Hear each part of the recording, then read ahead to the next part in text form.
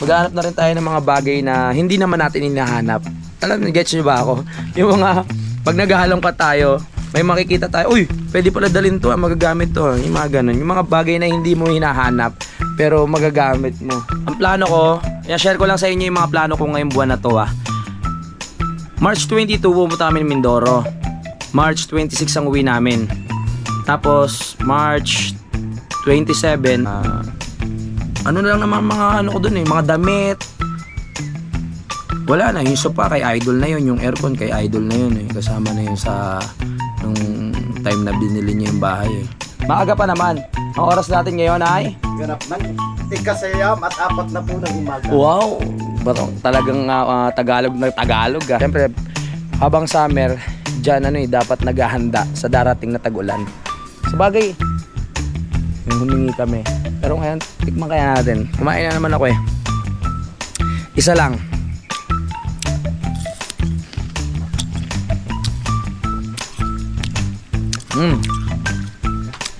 Awesome! Doon sa ilog. Susunod kami kila Tatay Cesar. Outing. Tumula kami. Simulan ng magkulitan kasama si Nuit TV. Good morning mga kapanalig at welcome na naman sa panibagong vlog. At ngayon po ay Sunday morning. Ngayon pinag-iisipan ko kung tutuloy ako sa Bukana. Kasi nga po, tulad na sinabi ko nung nakaraan, dadan ako doon para kunin yung mga ibang gamit ko na pwedeng dalhin sa lakad namin sa Mindoro. Ang problema, yung mga pantalon na hinahanap ko, nakita ko kahapon nandun pala sa kubo, mga nakatupi lang. Kaya nagdadalawang isip po ako kung tutuloy ako. Habang nag-iisip ako ngayon, sabi ko hanapin ko muna yung mga gamit kong mga pang-camping. Kasi ang plano ko talaga doon sa Mindoro, kung saan kami abutan, doon kami matutulog. Kaya may dala akong tent at kung ano-ano pa. Kung matatandaan nyo, bumili ako ng mga baso, plato. Hindi ko na alam kung saan napadpad. Kasi may mga sariling may sariling paa yung mga dito, yung mga baso, kutsara, tinidor, kung saan talaga napupunta. Pero ano lang po yun, dahil nga po magulo pa dito nung mga nakaraan, nalalagay lang siya sa sako. At kung saan sa gilid-gilid. Kailangan natin makita yun para talagang ready tayo. Yeah, ready tayo sa biyahe. Yo. Dito sa ilalim yung iba Tingnan natin ko lang ugasan lang naman yun. Mga baso, yung mga stainless na baso. Tapos yung plato. Yung mga gamit na yun binili ko sa Decathlon. Decathlon ba o Decathlon? Ngayon, maghahagilap na naman tayo. Ganyan ako kasinop sa gamit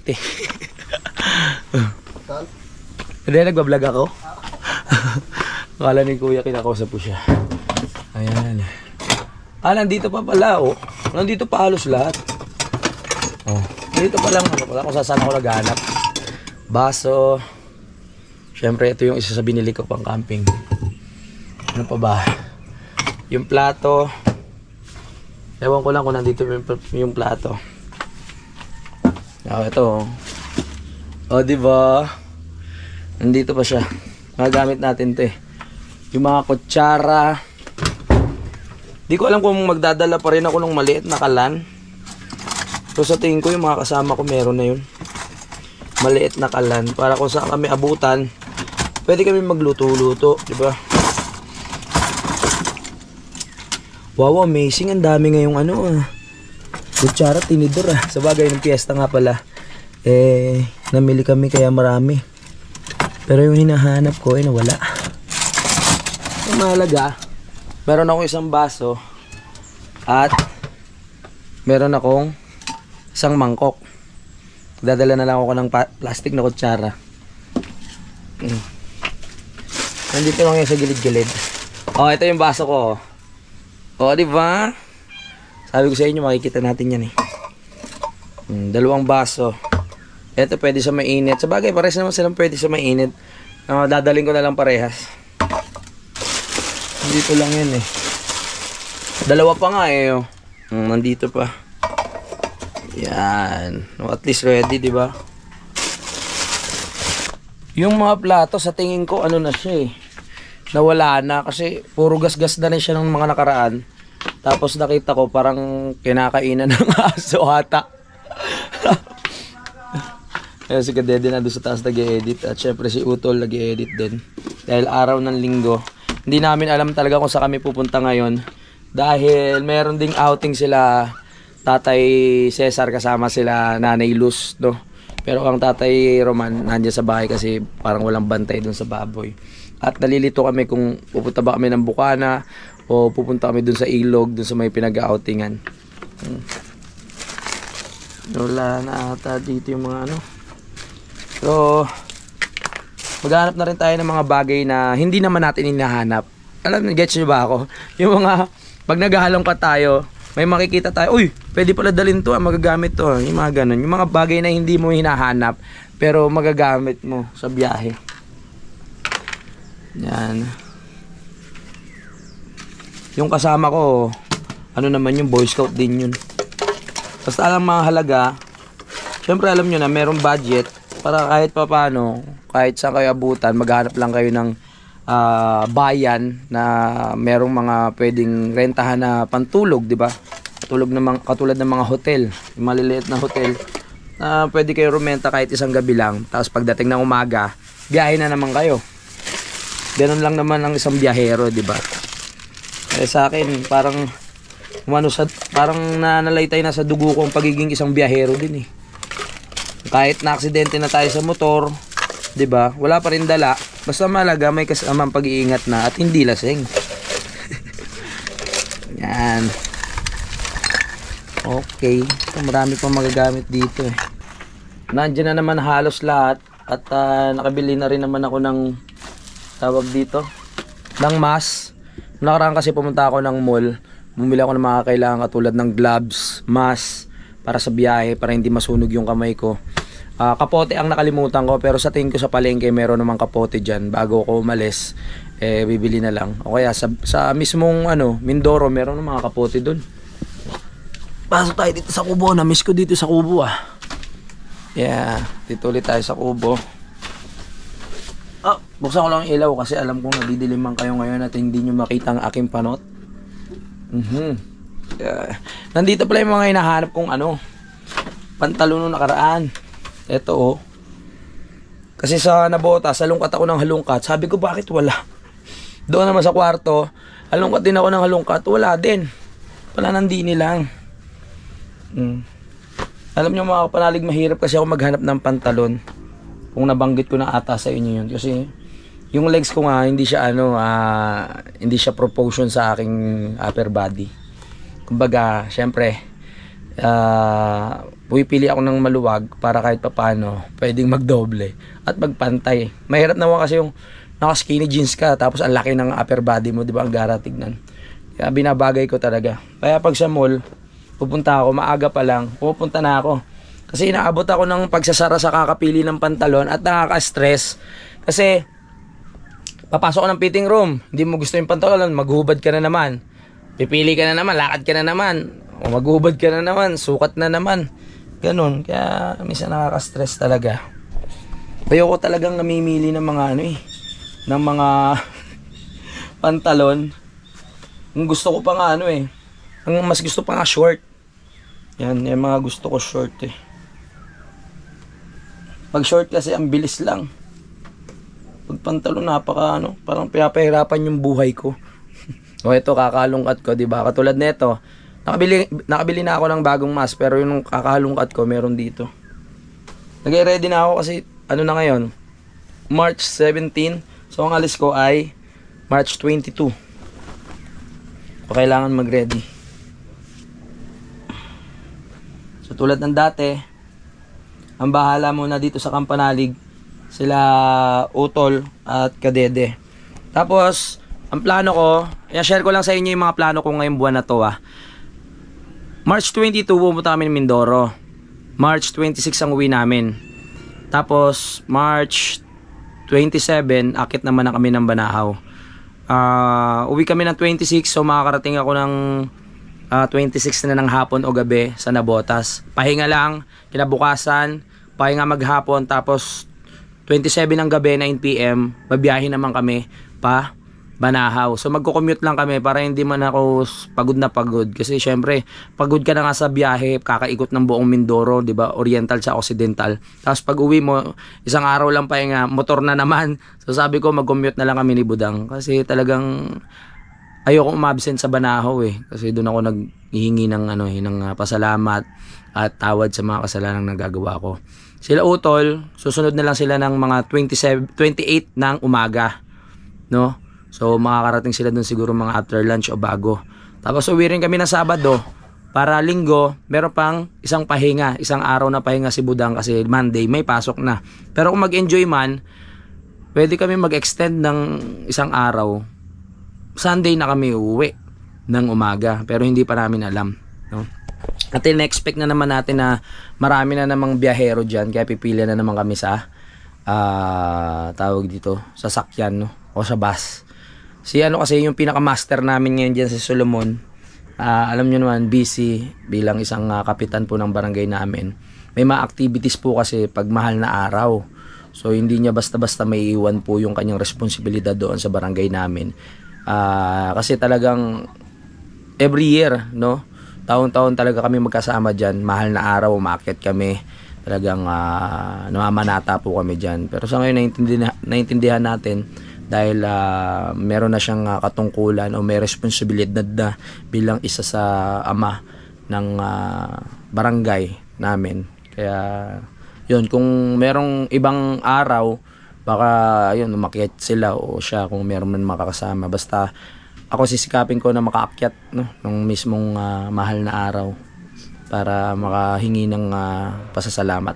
Ngayon, napagdesisyon na namin na susunod muna kami kila Tatay Cesar doon sa Ilog para ayun, makasama namin sila at makabanding. Ibang araw na lang po kami pupunta sa Bukana, doon sa bahay para nga po makuha yung ibang gamit. Ano na lang naman mga ko doon mga damit. Wala na, yung sopa kay Idol na yun, yung aircon kay Idol na yun kasama na yun sa nung time na binili niya yung bahay Wala, puro damit na lang nandun, tapos sapatos, yun lang naman ng bala ko kasi na pumunta doon para kunin nga po yung mga magagamit ko sana sa biyahe.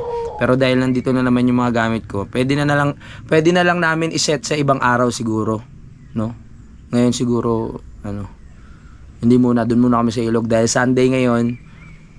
It's time to relax naman ng Team Kapanalig para si Kadede at si Utol makapag-swimming naman. Kasi hindi naliligo yung dalawa na yan Joke lang. So ayan, maliligo muna ako. Sabi ni Kadede, ba't para ako maliligo? Ilog na nga yung pupuntahan namin. Sabi ko sa kanya, hindi ako sanay magbiyahe-biyahe nang hindi kasi na liligo. Kasi feeling ko, lalo na pag bagong gising yung ulo ko, ayoko nung yung parang amoy tukmol niya. Tapos nag-exercise kami kanina ni Utol, kaya pinagpawisan ako. Kaya kailangan ko talagang maligo. Maaga pa naman. Ang oras natin ngayon ay ganap ng 6 at 4 na po ng umaga. Wow, talagang Tagalog na Tagalog So hintayin lang din natin si Utol na matapos sa kanyang ginagawa sa pag-i-edit. Dahil ang pag-i-edit ay buhay, 'di ba? Pag hindi tayo nag-edit, wala tayong vlog. Wow! Ang lakas ng hangin. Yes. Baba ulit tayo dito. Okay na naman, nakita ko na yung mga dapat kong dalhin. Yan. Oop! Ayan po yung aming nakatapos kahapon, yung bintana. Ito si John Paul po yung gumawa niyan, tsaka si Utol Ito kami na po ito. Lalagyan ko siya ng tawag dito, kurtina sa loob, o kaya pag nagtag-ulan pwede ko siya lagyan ng pinaka plastic cover. Kaya po namin ginagawa to kasi syempre hindi natin malapit na rin ang tag-ulan, kailangan maging handa. Kaya nilagyan na rin po namin talaga yan. At ang importante, dahil madalas dito po ang tama ng hangin, Yan mga yan, lalagyan rin po namin yan para malagyan ng tolda o plastic cover. Hindi siya basta-basta papasukin ng ulan. Lalo na po doon sa part na yun, doon sa may terrace. Kailangan din po yung maayos, malagyan ng mga kahoy para malagyan din ng tolda. Kasi pag sapit ng tag-ulan, nako, masisira yung ating sahig, no? Kaya kailangan maagapan o mag-ready tayo. Ng summer pa naman, dadaan pa ang summer. Syempre, habang summer, dyan dapat naghahanda sa darating na tag-ulan. Sabagay, hindi natin masabi ang panahon eh. Basta kailangan maging handa tayo. At kahapon, after po namin gawin itong harang sa bintana, pumunta kami sa kabila kila Nanay Luz kasi humingi kami ng kamyas po. At si Utol po, sa vlog po ni Utol, panoorin nyo kung paano kami kumuha ng kamyas doon. At humingi rin ako ng pantanim kay Nanay Luz. Maraming salamat kay Nanay Luz, no. At itinanim po namin doon yung kamyas sa may gilid para sa susunod, malaki na siya. O, pag hinarvest namin, pwede naming patuyuin. Katulad nito, oh. Ayan. Ito po yung kamyas na kinuha namin kahapon doon. At ang dami po niyan, no. Nangangasim ako. Ayan. Isang timba po yan. Di naman yung timbang malaki, yung lang, yung sapat lang. Yung humingi kami. Pero ngayon, tikman kaya natin. Kumain na naman ako eh. Isa lang.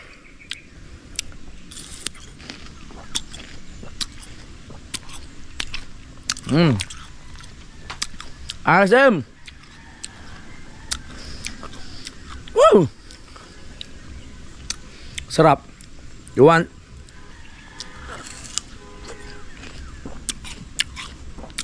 Ang sarap. Ayoko na. Isa lang muna. Kahapon nakatatlo ko eh. Tsaka malakas din ata sa yan, sa acid. Ang namin, ang klima ngayon dito, malamig pa rin. Pero kaya mo nang tiisin yung lamig. No, hindi katulad dati na talagang kailangan mo mag-jacket, hindi ka makapaghubad dahil malamig. Ngayon sakto na. Dahil nga po magsa-summer na, naghahalo na po yung init sa lamig. Pero presko pa rin talaga. Yan. Ito pa yung mga lalagyan namin. Ha? Oo, presko naman Hindi ba presko? Hindi ko pa nakakaligo. Kanina ka pa pinawisan. Naligo ka na! Oo nga, ikaw. Naligo ka na ba? Yes! Oo, anong kukunin mo dyan? Kukuha rin ng isa. Sige nga. Sige, challenge. Parang hindi na asiman tinitiis. Sarap. Wag yung minamalat ako. Maganda rin to, no? Kailangan to asin. Asin, no? Isa lang. Kaya na parang nakakakuha ng lasa niya eh. Nakakawili. Oo. Para pag natikman mo. Oo. Ganyan yung kamyas. Pag natikman mo, maasim siya. Pero hanapin mo yung lasa. Wala na nga eh. Nakumang ka pa, nanguya ka pa. Ang nangyari nga sa akin dito, parang namaltos dati yung ko. Ngala dahil ang dami ko nakain. Tapos, di ba, kung naalala nyo, bagoong dati. Tapos, sinasawsaw ko pa to. Di ba may bagoong pa doon? Ibang bagoong yun. Yung Alamang. Ayoko na. Naliligo na ako. Kailangan na naman sumunod dun. My gosh. Sarap. Siyempre, dahil pupunta tayo ng ilog, dadala tayo ng duyan. Para kung may mga puno, pwede tayo magsabit. Pahinga, relax. Siyempre, magagamit ko na rin sa ibang lugar. Itong upuan na binili ko sa Shopee. Sa halagang 500 pesos lang ata. 500. Siyempre, ang ating lamesa. Para magamit naman natin. Hindi lang puro dito at makapasyal naman sila. Baka sabihin puro kung may buhay lang to, sabi ilabas mo naman ako, ipasyal mo naman ako, di ba? Ayusin ko lang. Medyo nawala sa linya. Yan.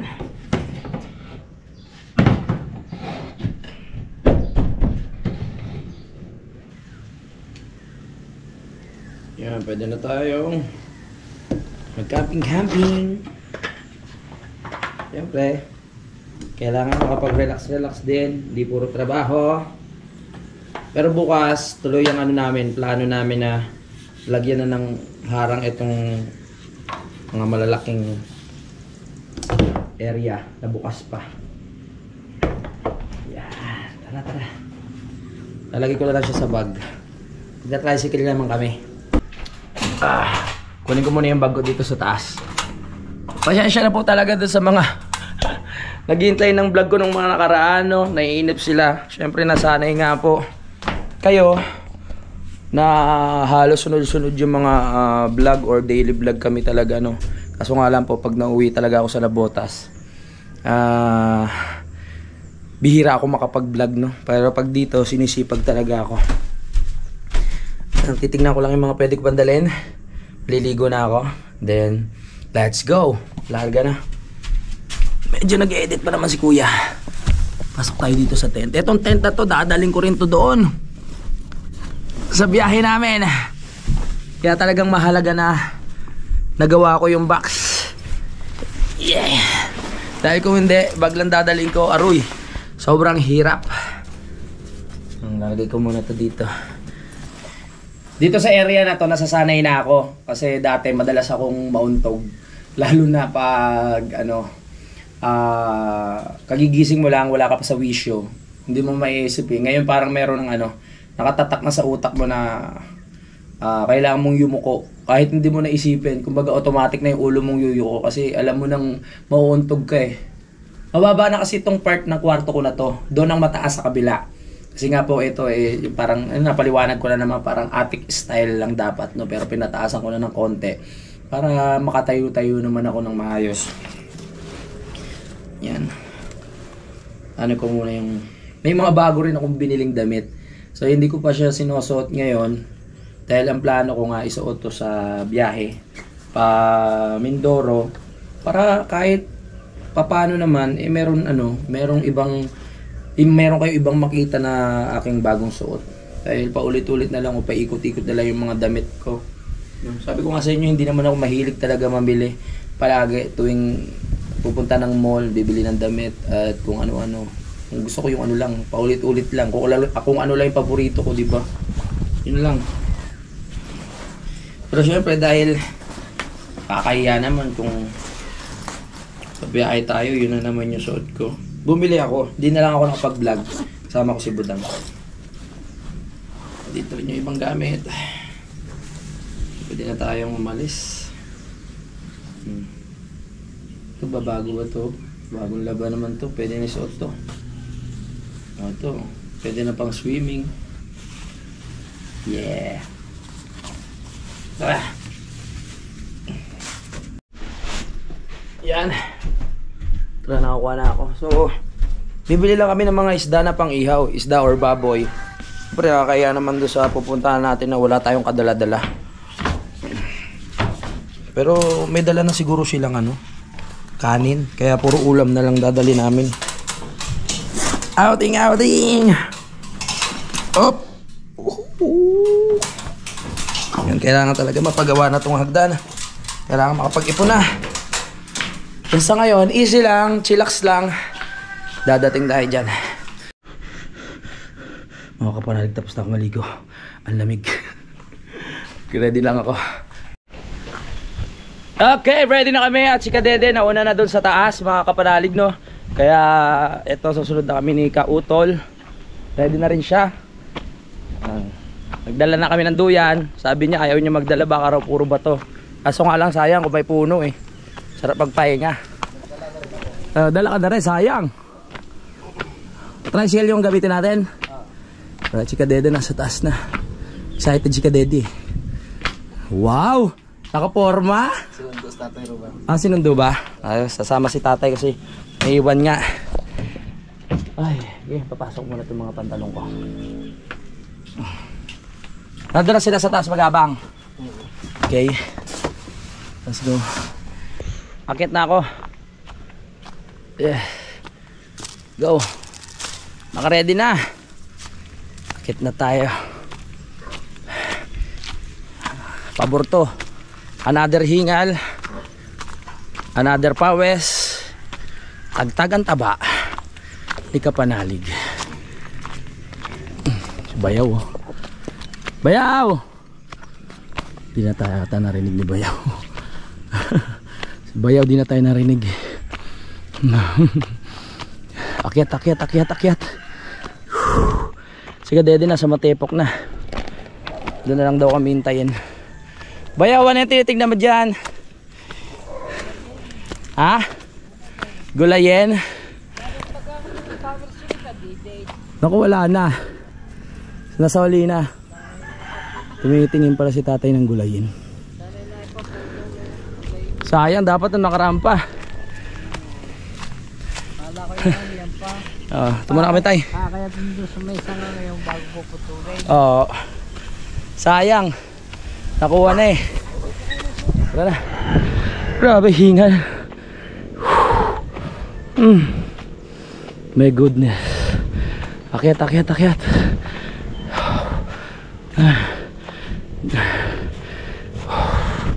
Sarap. Okay.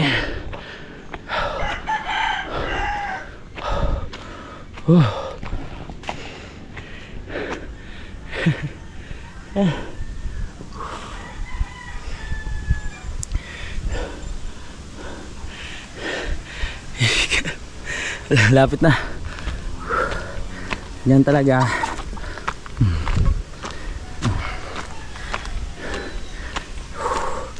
Nililinis na ni Kuya yung kanyang tricycle.